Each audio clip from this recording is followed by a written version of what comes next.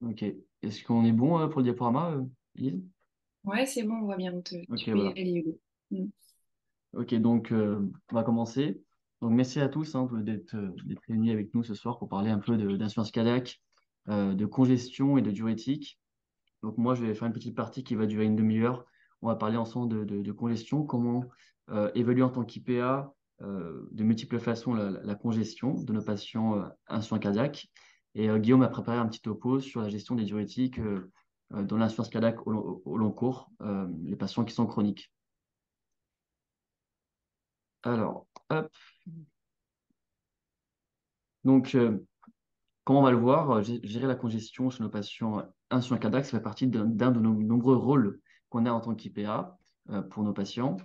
Donc, forcément, il y a tout ce qui va être le suivi clinique des patients, l'optimisation du traitement diurétique et des thérapeutiques de l'insuffisance cardiaque à fonction d'éjection préservée et altérée, le dépistage et la prise en charge des comorbidités et la vaccination, l'éducation thérapeutique de notre patient, la gestion de la télésurveillance, la coordination du parcours du patient et du lien ville-hôpital.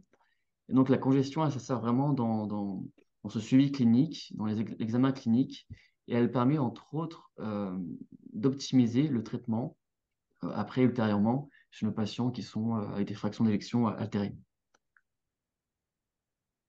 Donc quelques rappels physiologiques et de définition pour l'insuffisance cardiaque.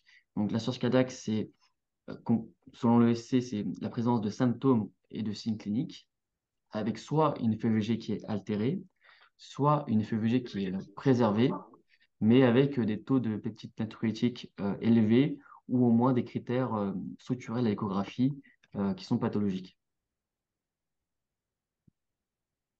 La congestion. La congestion de l'insuffisance cardiaque, c'est défini comme des signes et des symptômes d'accumulation de liquide extracellulaire en lien avec une augmentation des pressions de remplissage cardiaque.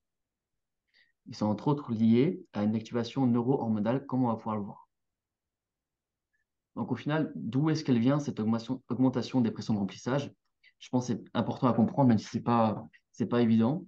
Le cœur subit une pathologie, par exemple un infarctus du myocarde, une pathologie rythmique. Donc il y a une baisse du débit, et afin de maintenir le débit, le cœur va avoir un mécanisme d'adaptation, c'est qu'il va faire appel à plusieurs systèmes afin d'augmenter cette pression de remplissage et pouvoir maintenir un débit.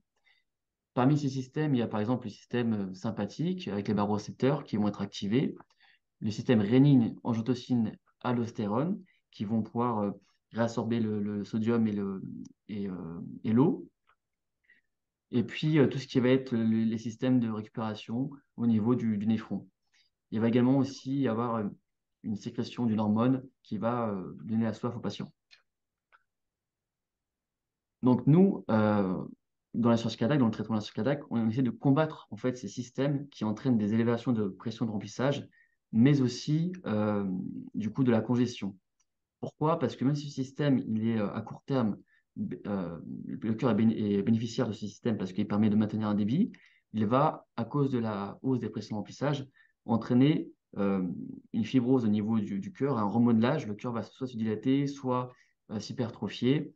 Et du coup, ça va faire que le cœur sera de moins en moins capable de maintenir un débit dans le long terme et devra en faire encore plus appel à ces systèmes-là de compensation qui sont délétères.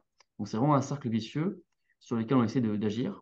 Donc, forcément, on va déjà essayer de traiter la cause de l'insuffisance cardiaque.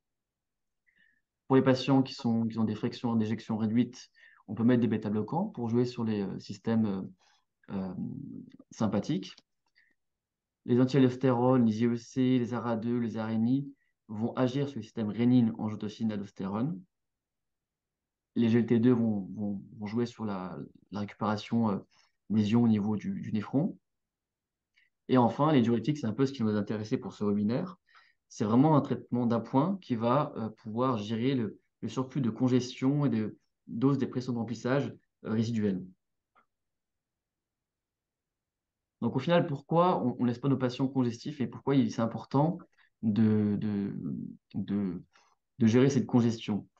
Eh ben, la congestion résiduelle est associée à un risque de réhospitalisation à court et à moyen terme qui est plus élevé chez nos patients qui sont congestifs.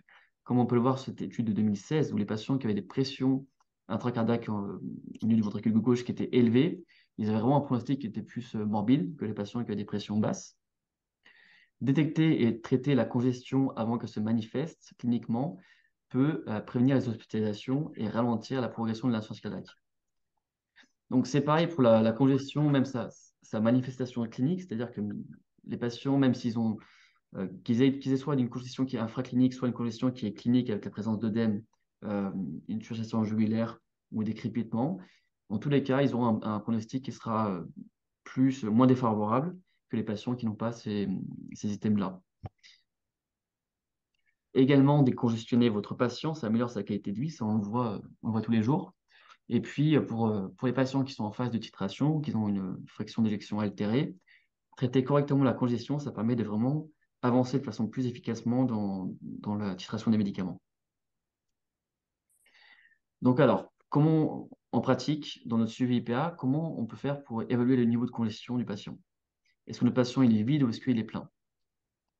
Donc bien sûr, il y a la clinique, ça reste la base de ce topo, hein.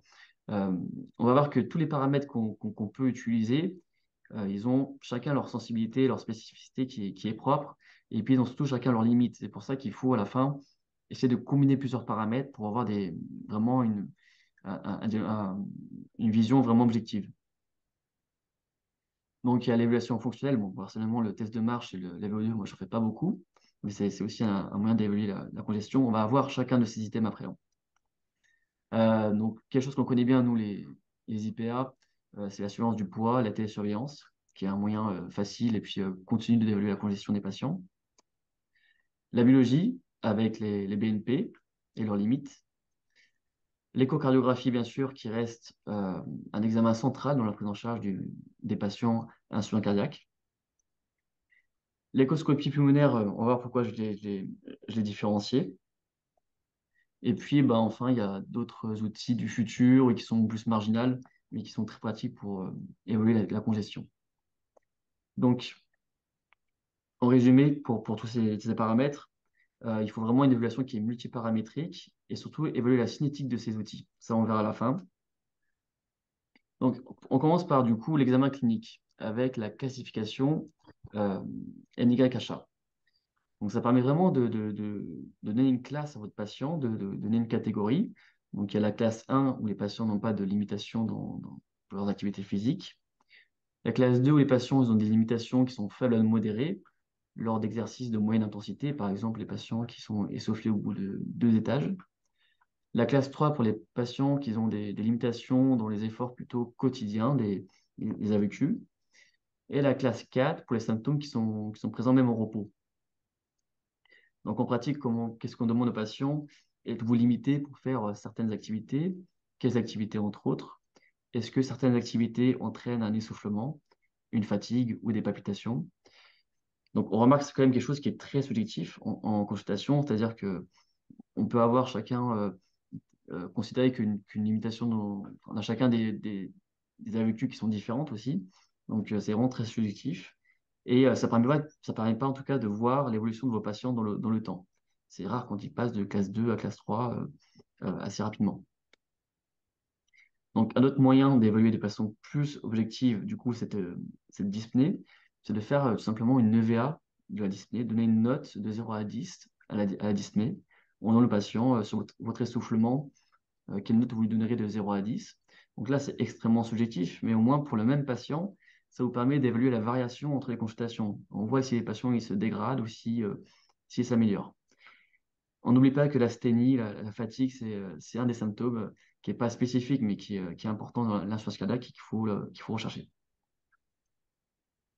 L'orthopnée, c'est vraiment un symptôme très spécifique de l'insuffisance cardiaque qu'on peut quantifier en demandant simplement au patient combien d'oreillers il met pour dormir. La dyspnée paroxystique nocturne, donc c'est les patients qui se réveillent en pleine nuit avec le besoin de respirer ou une toux. C'est vraiment un symptôme qui est très spécifique de l'insuffisance cardiaque. Donc tout ça est lié bien sûr à la présence d'eau, d'accumulation de fluide dans les poumons. Au niveau de l'auscultation pulmonaire, donc il y a les fameux crépitants. Je pense que tout le monde a déjà entendu des crépitants, mais je vous ai mis un petit audio.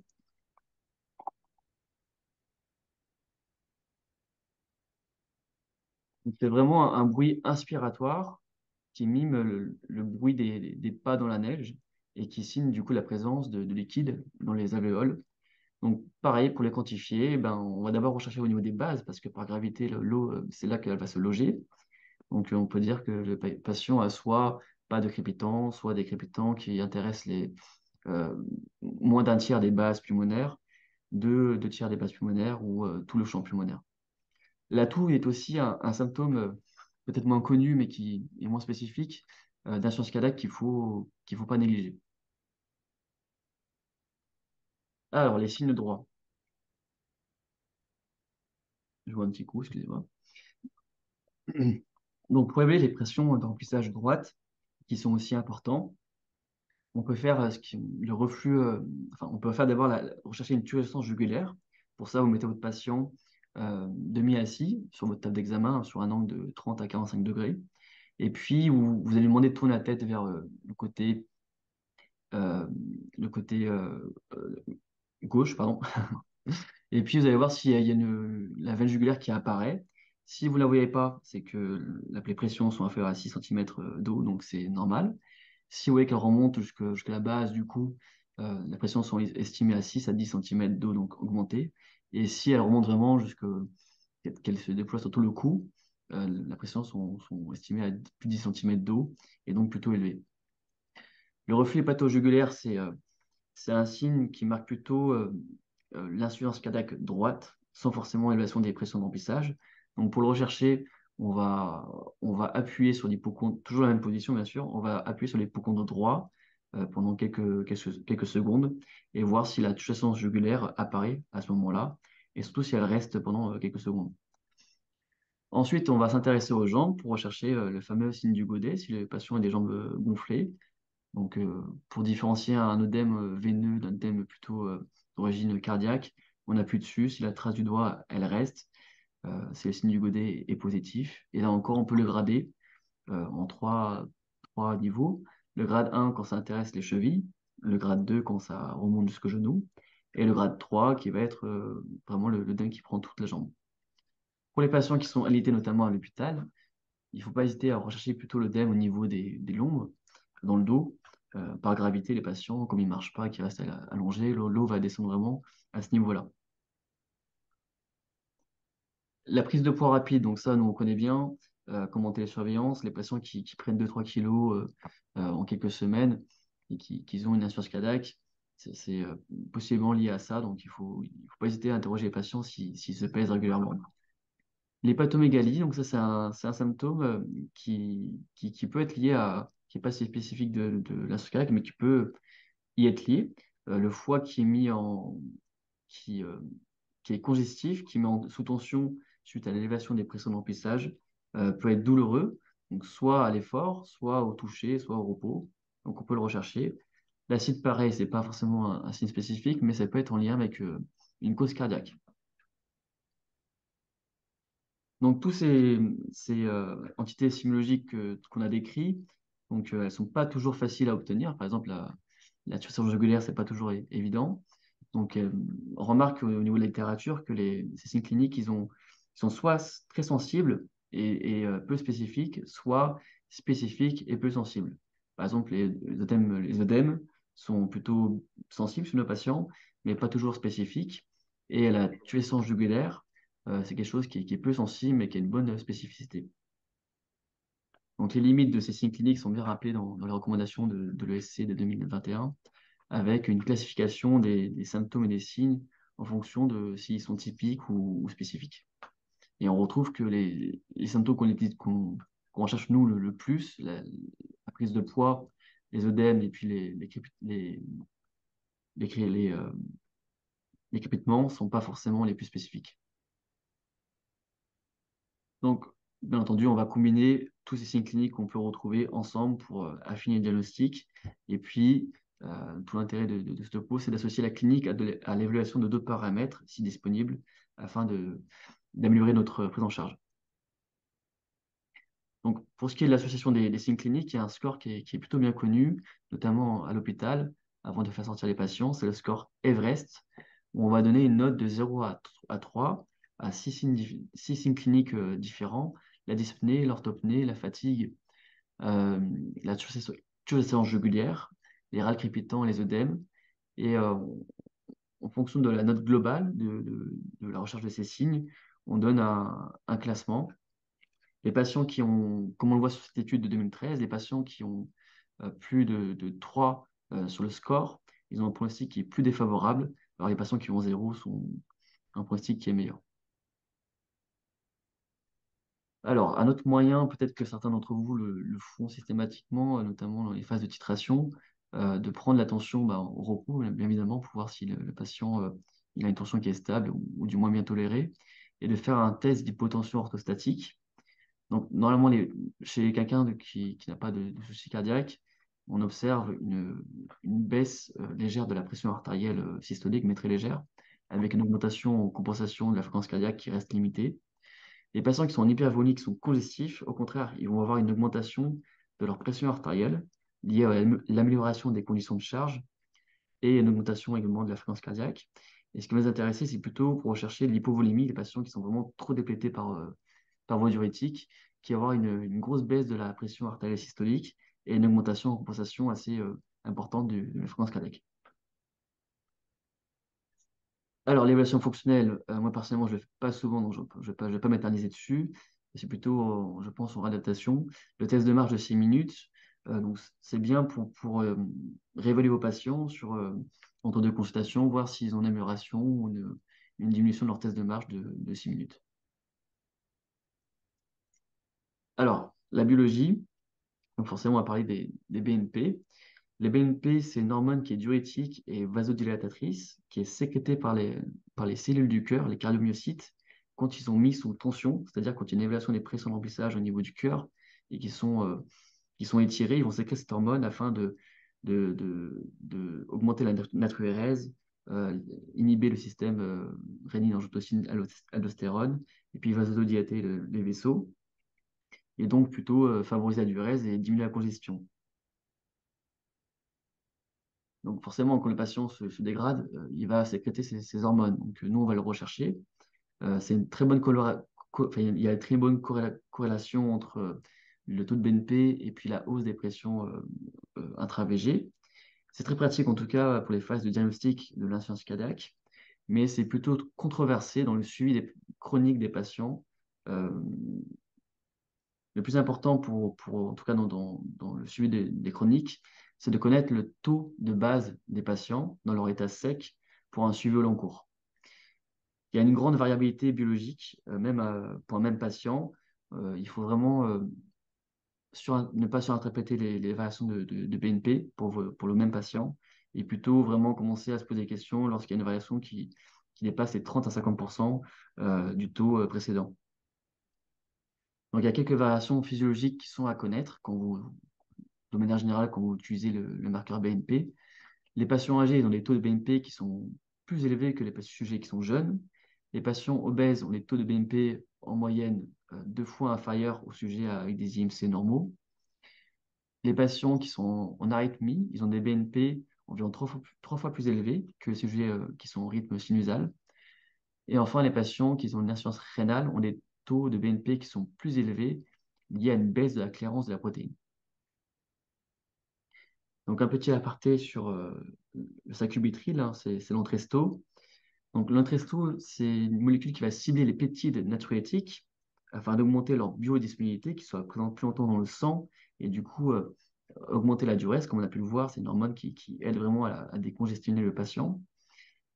Et qu'est-ce qu'on dose du coup, nous, en pratique clinique, quand on a un patient qui est sous Entresto? Et ben, on dose le NT-proBNP. Pourquoi? Parce que quand on voit sur ce petit schéma de dégradation chimique du proBNP, euh, le sacubitril, il intervient sur une filiale différente du NT-proBNP et va plutôt du coup augmenter le BNP seul, et le NT-proBNP devrait diminuer si votre patient s'améliore. Donc, c'est ce qu'on voit dans cette étude, l'étude Paradigme, où les patients étaient mis sous Entresto. Donc, ils avaient du coup une augmentation de leur BNP de l'ordre d'environ 110%, donc ce qui était une bonne chose, et puis une diminution de leur NT pro-BNP euh, liée à l'amélioration de leur état congestif. Donc, nous, en pratique clinique en tant qu'UPA, quand est-ce qu'on peut doser les BNP? Donc, il y a l'intérêt du dosage à chaque changement de l'état clinique du patient. Si votre patient il se dégrade, eh ben, il y a l'intérêt à doser les BNP. Lorsque l'examen clinique ne permet pas de conclure, lorsque vous avez un doute lié à l'examen clinique ou que, même en échographie, vous avez un doute, ça permet du coup d'améliorer votre performance. Pour les patients qui sont en phase de titration dans l'insuffisance cardiaque à fraction d'éjection réduite, euh, il y a l'intérêt à doser le BNP à chaque fois quand vous dosez le guano et la créate, parce que si votre patient s'améliore, normalement son taux de BNP, NT pro BNP devrait diminuer. Et à un mois après une nouvelle hospitalisation pour décompensation, afin de réévaluer le taux de base. Vous savez, les patients insuffisants cardiaques, à chaque fois qu'ils passent à l'hôpital, ils se dégradent, et donc du coup, leur taux de base devrait peut-être modifier. Donc il y a un intérêt du coup à le réévaluer dans l'état sec à un mois après l'hospitalisation.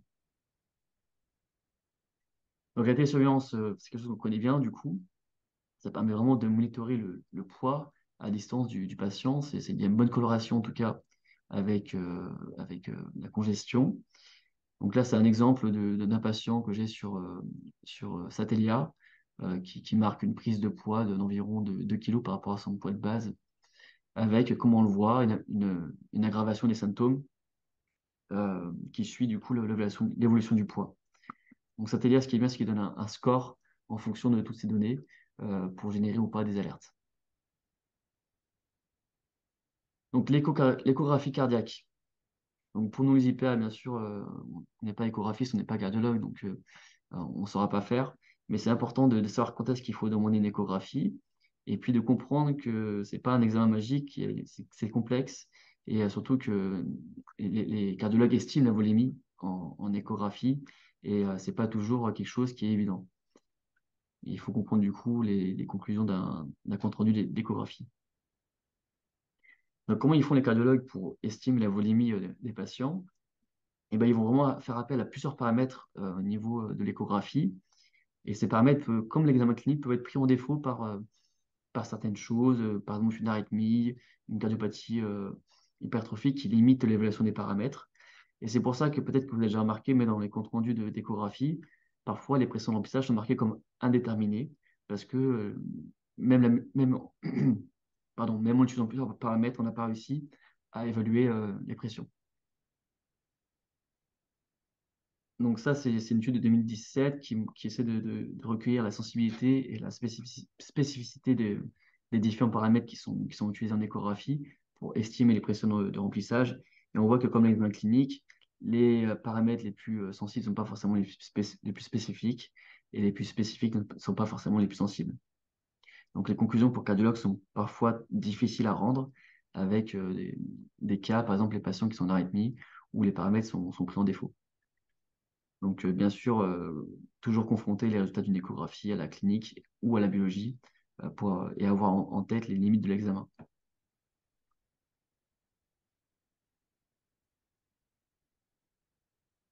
Alors, juste un petit aparté sur deux choses. Euh, la 20K inférieure, qui est vraiment un examen enfin, en tout cas une mesure échographique qui est plutôt simple et qui pourrait peut-être être recueillie par nous, les IPA, après une petite période de compagnonnage par vos cardiologues. Donc, la veine cave, du coup, c'est- le système veineux, il est extensible et compliant. La veine cave normale, normalement, elle n'est pas dilatée, elle a une taille normale, et puis elle est modulable, c'est-à-dire qu'en fonction de la respiration, elle va varier, sa taille va varier. Quand votre patient, il est plein, la veine cave va être dilatée, et puis la respiration ne va pas faire varier cette veine cave. Et enfin, quand votre patient est hypovolémique, la veine cave est quasiment virtuelle, elle est toute plate et fine. Donc, juste avec l'estimation de la veine cave, on peut estimer un peu les pressions de remplissage, un peu comme la tugescence jugulaire.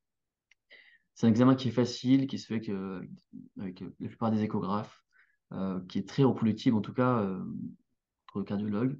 et qui est un bon marqueur de la congestion systémique.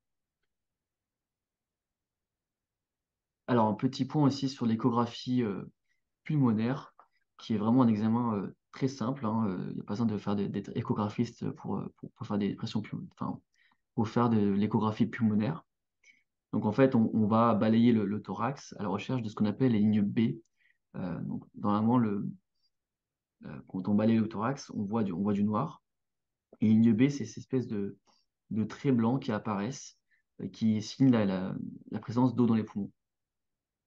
Alors pourquoi? Parce que normalement, les ondes échographiques, elles rebondissent contre l'air dans le poumon, et ça fait plutôt des lignes comme ça, euh, horizontales. Et alors que quand il y a de l'eau dans le poumon, les ondes arrivent à traverser et aller plus loin, et ça fait plutôt des lignes comme ça, horizontales. Donc plus forcément il y a d'eau dans les poumons, et plus il y a de lignes B, et plus le patient est congestif. Donc en pratique, comment on fait? On divise le thorax en 8 zones, et puis on va faire 8 points un point dans chaque zone, ça fait 8 points au total, et on va rechercher du coup la présence de ces lignes B.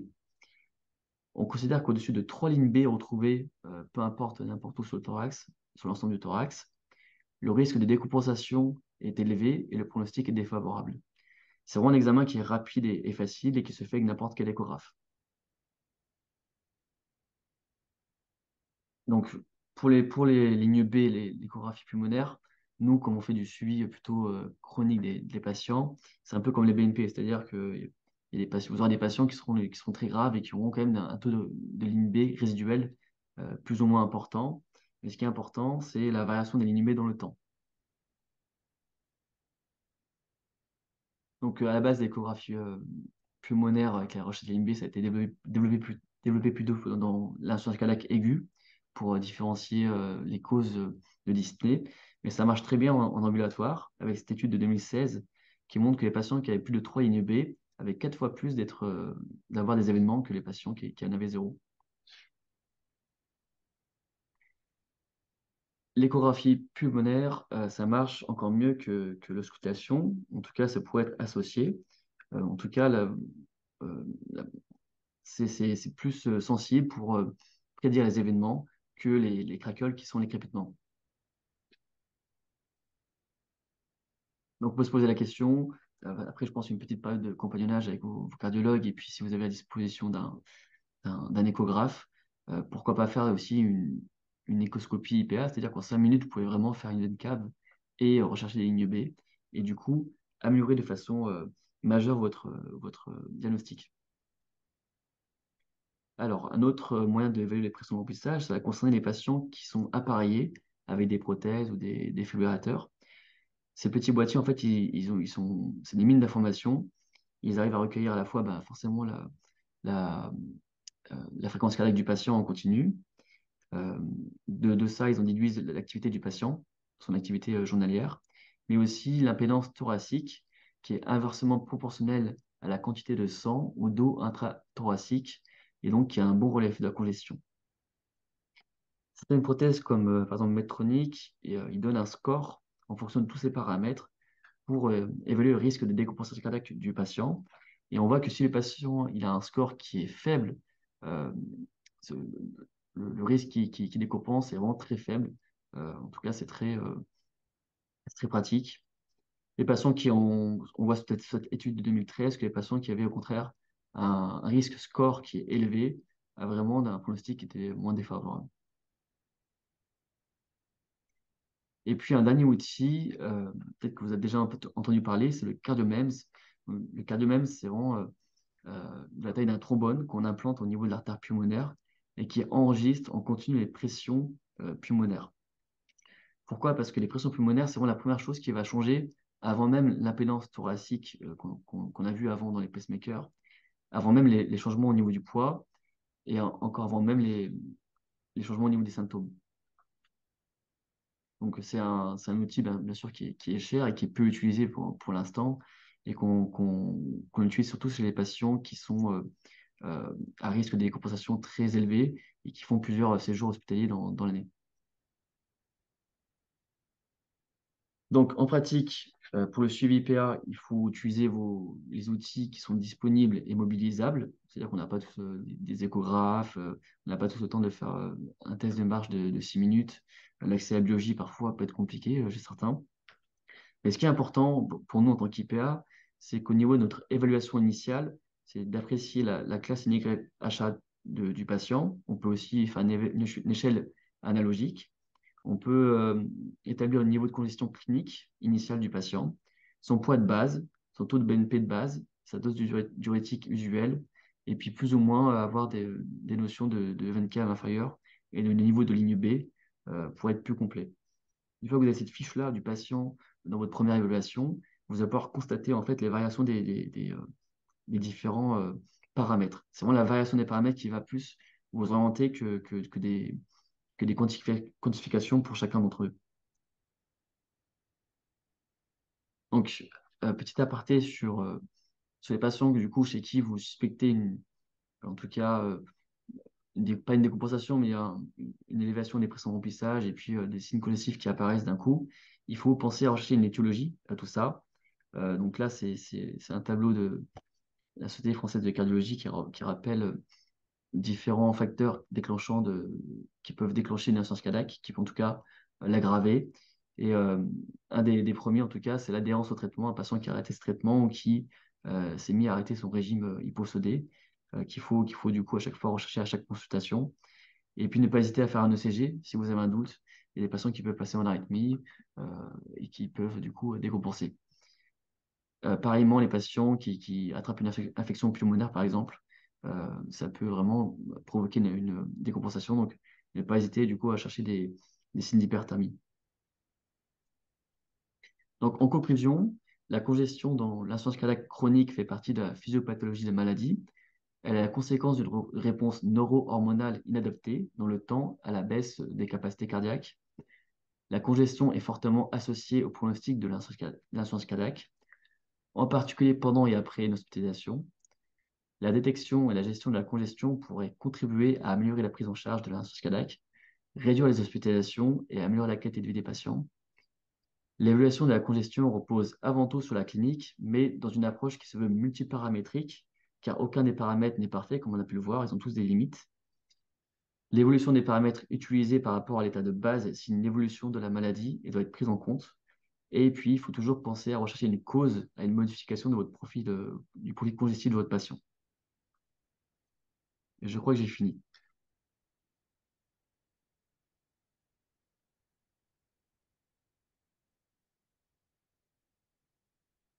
Vous êtes encore là? Oui, merci, merci Hugo. Ouais, On c'était est très là. clair. Je crois qu'on avait une question dans le chat. Avez-vous prévu un petit point sur les titrations de Bah, furosémide? Je sais pas si... ça va venir tout de suite. Mm, Là, moi, le premier topo, c'était la congestion. Là, c'est mm. Guillaume qui va prendre la suite pour les traitements. En pratique, toi, dans ton expérience, Hugo, tu es souvent confronté à des patients difficiles sur lesquels tu as du mal à estimer la congestion. Tous les jours? Ouais. Là, bien sûr que c'est en pratique, même avec l'échographie, c'est parfois très complexe. Et puis, même au niveau des symptômes, c'est parfois, c'est vraiment complexe parfois. Je pense que les patients qui me semblent, moi, les plus compliqués sont les patients, notamment BPCO, où on sait qu'il y a une dyspnée qui est souvent multifactoriels. Exactement, ouais. Ils sont souvent obèses, donc effectivement, les signes de turgescence jugulaire sont pas toujours évidents. Il peut y avoir un peu d'insuffisance veineuse avec de la dermite ocre qui Mm. font qu'il y a les jambes qui sont globalement œdémaciées, même si c'est pas tout à fait les mêmes. Donc ces patients-là, qui sont effectivement pas simples parfois à évaluer cliniquement, mais je pense, comme tu l'as bien dit, hein, l'évaluation multiparamétrique, l'écho pulmonaire qui peut parfois être utile, la veine cave inférieure, si on a le petit échographe, ça peut aider. Complètement. Moi, franchement, enfin, les patients avec lesquels je suis le plus embêté, c'est ceux qui ont des créates qui montent et du coup, on ne sait pas trop sur quel pied danser.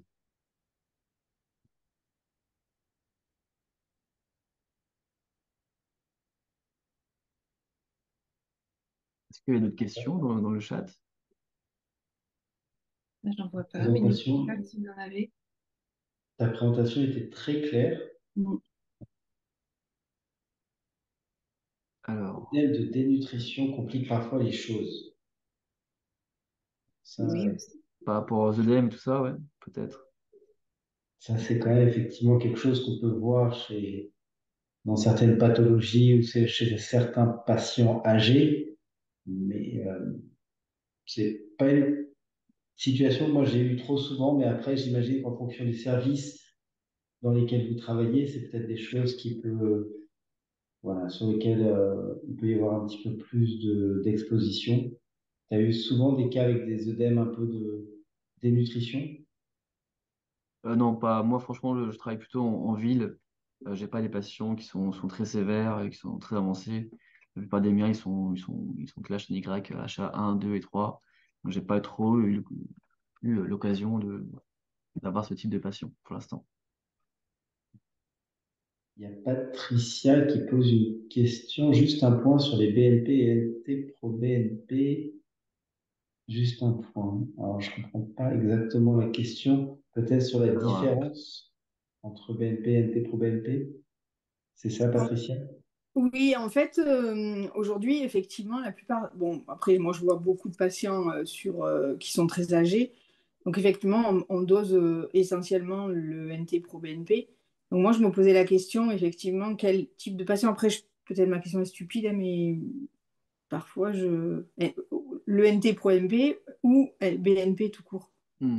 Alors moi, personnellement, tu me diras ce que tu fais toi, Guillaume. Moi, pour tous mes patients, je dose que le NT pro BNP. Comme ça, j'ai Moi aussi. aucune question à me poser. D'accord. En fait, c'est assez simple finalement. Historiquement, on avait d'abord le BNP, Oui. puis est apparu le NT pro BNP. Principale différence est effectivement l'effet de l'entresto, comme ça a été mentionné. Mhm. L'entresto a tendance à augmenter paradoxalement le BNP parce qu'il en inhibe sa dégradation. Mais finalement, ce qu'il faut retenir, c'est que pour un même patient, il faut faire le même dosage. Et finalement, une fois qu'on a titré l'entresto, même avec le BNP, finalement, il va se stabiliser. Et puis, si le patient s'améliore, il va baisser. S'il se dégrade, il va augmenter.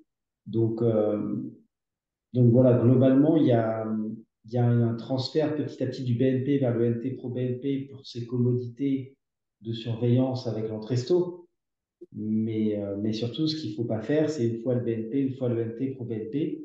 Parce Ah que oui. d'une part, le patient, quand il va voir un BNP à, je sais pas, à 400 et la fois d'après un NT pro BNP à 1200, s'il ne fait pas attention, il Oui. va vous appeler affolé pour rien.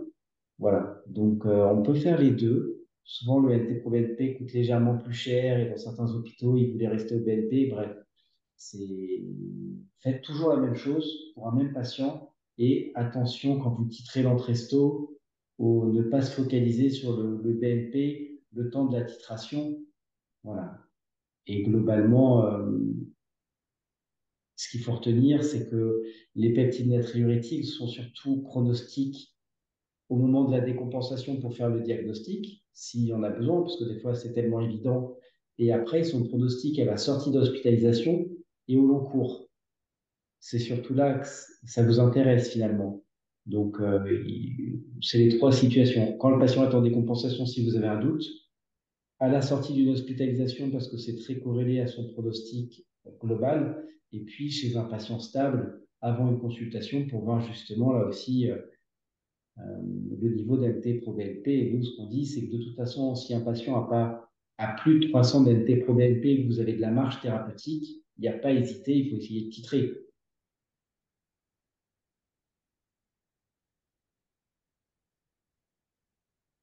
Alors, pour la question par rapport au test d'hypotension orthostatique, donc, alors, c'est la question que j'ai posée à pas mal de mes collègues. Pourquoi les patients qui étaient hypervolémiques, dans quelles conditions l'amélioration des conditions de charge permettait en tout cas d'avoir une augmentation de la pression artérielle systolique quand on les mettait debout? Apparemment, ce serait une, une baisse de la précharge qui permettrait d'avoir ce fait-là. Est-ce que toi, tu savais ça, Guillaume, non, peut-être. Alors, quand les patients sont hypervolémiques et que tu les mets debout, ils ont la pression artérielle systolique qui monte, c'est ça? Eh ben ouais, c'est un fait que j'avais retrouvé en tout cas dans la littérature. Et apparemment, ce serait Une, grâce à une baisse de la précharge. je pense que c'est une augmentation de ta précharge. Si tu es congestif, ta précharge, elle est augmentée et du coup, tu remplis un petit peu plus ton ventricule et donc tu éjectes un petit peu plus. Mais euh, En tout cas, moi, bon, de cette diapo, enfin, ce que je voulais retenir, enfin, ce que je pense qu'il faut retenir de cette diapo, c'est plutôt la troisième ligne, c'est-à-dire les patients qui sont hypovolémiques. On peut les dépister en les mettant debout et en observant du coup vraiment une réelle hypotension orthostatique. C'est vraiment ça qu'il fallait plutôt retenir. ouais, c'est pas, en tout cas, alors c'est peut-être un signe physiopathologique, mais c'est vrai qu'en pratique clinique, je l'ai jamais vu utilisé dans les services. Je l'ai moi-même jamais testé, effectivement. Par contre, je pense que, comme tu dis, la ligne importante, c'est la recherche de l'hypovolémie avec une baisse importante qui peut être un signe de déshydratation, clairement. Hmm. Donc ça qui peut être intéressant à rechercher.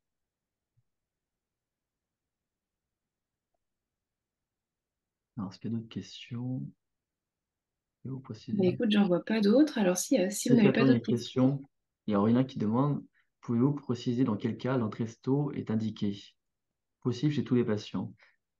Donc l'entresto, c'est ces molécules qu'on va utiliser chez les patients qui ont une fraction d'éjection réduite afin d'optimiser du coup les thérapeutiques, améliorer leur fraction d'éjection. Est-ce qu'on peut l'utiliser chez tous les patients? Je crois qu'il y a peut-être un DFG à 25 à respecter. Je crois qu'il y a une condition de clairance Oui, rénale qui doit ouais, être je vais en limitée à reparler un petit 25 peu après, si. Comme ça, j'ai une diapo là-dessus.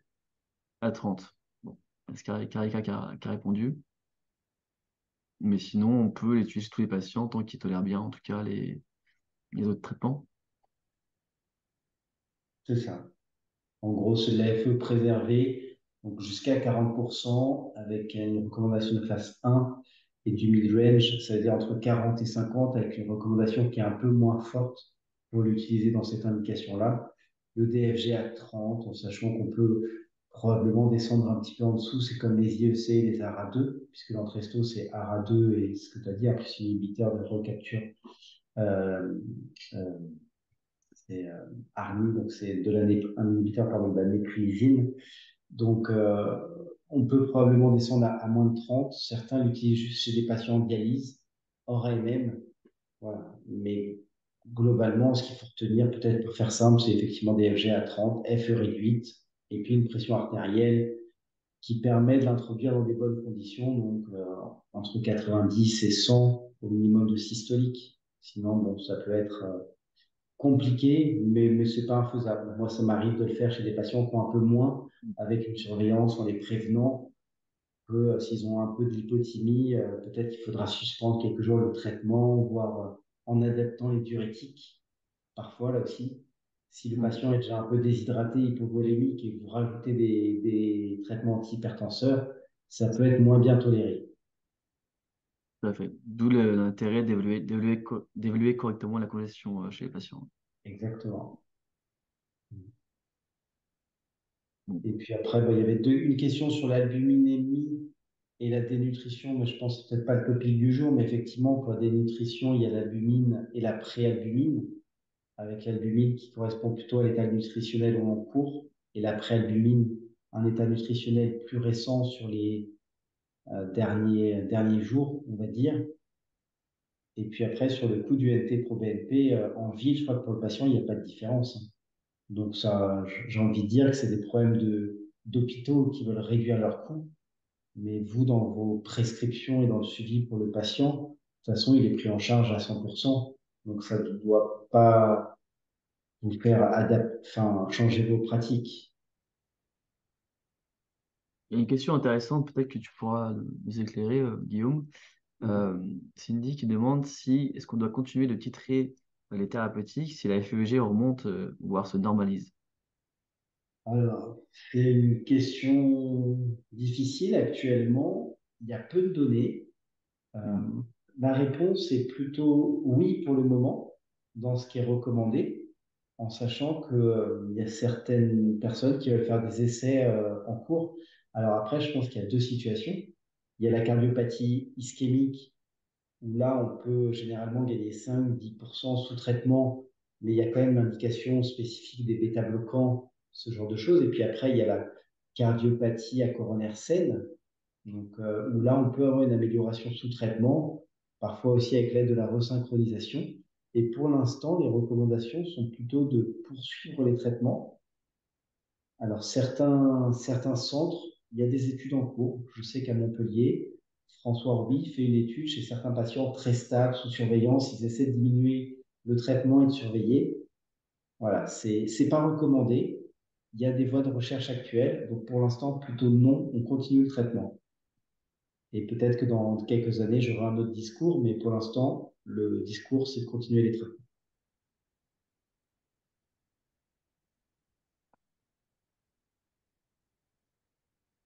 Ok.